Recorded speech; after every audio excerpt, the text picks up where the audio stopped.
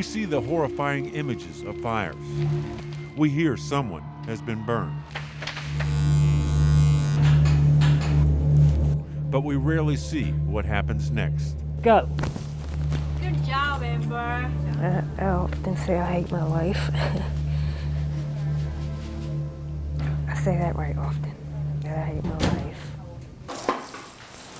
Don't hold your breath. Burns are the most painful, tough-to-treat injuries known to man. New skin cells come up underneath it. So this unit at VCU Medical Center is the last place you want to be. But if you or someone you love is unfortunate enough to get burned, this is also the first place you want to be. I started doing a little bit of preparation. We're taking off the skin that's been injured, the outer layer. We take difficult, complex, challenging problems and try and solve them. Burns are as complex as it gets. It can be a heartbreaking place where you can hear the cries of hurting children, where you can see the mother of a burned child on her knees praying with tears streaming down her face. You just never know what life's going to throw at you, so you have to just do the best you can and help them get through it. And if it wasn't for me wearing a helmet, oh geez. Meet Amber Adams. She was riding a scooter when she crashed in Henrico last September. The gas spilled all over her and caught fire. She was broken up and couldn't move. And it was the most horrible feeling because it felt like it wasn't going out. I felt like it wasn't never going to give out or stop burning. She was horribly burned on her chest and her back and her legs and her arms to a lesser degree. She's already had more than 30 surgeries. So how do you deal with what's going on? You're just going to say take it day by day, or how do you?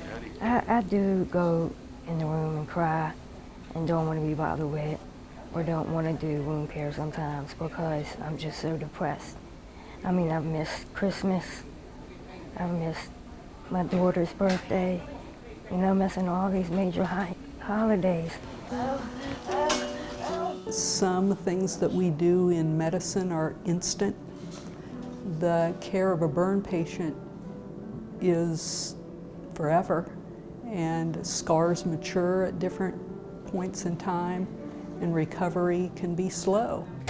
Part of what we do is help patients know not to give up. You doing okay, Am?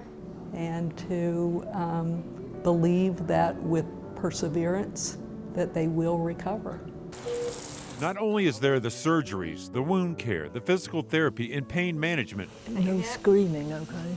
the team must also address emotional needs. Because not only have they suffered a trauma, a lot of times they've lost their house or lost loved ones, they're out of work, so they're all of a sudden, without planning, obviously, they're taken away from their life. We all work together as a family. No one works on their own. I think that's the benefit of having this burn centers. You have everyone helping each other out. I always say it takes a village to make a burn better. Haven't eaten anything today? Advances in burn care have been significant in recent years. Serious burns like Amber's would have likely been fatal just a decade or two ago. In years past, a 50% burn in a child would be a 50% mortality. Now the likelihood that they're going to survive is up into 90%. You can hold yourself up. Wound coverings are space age, and surgeons can use tissue from cadavers.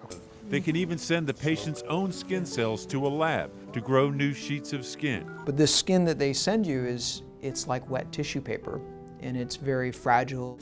But even with all the advances, treating a serious burn is a long, painful, and often lonely journey. But I've made it 5 months. I can make it 5 more. Spirit, Lord Father. And someone always has it worse than you.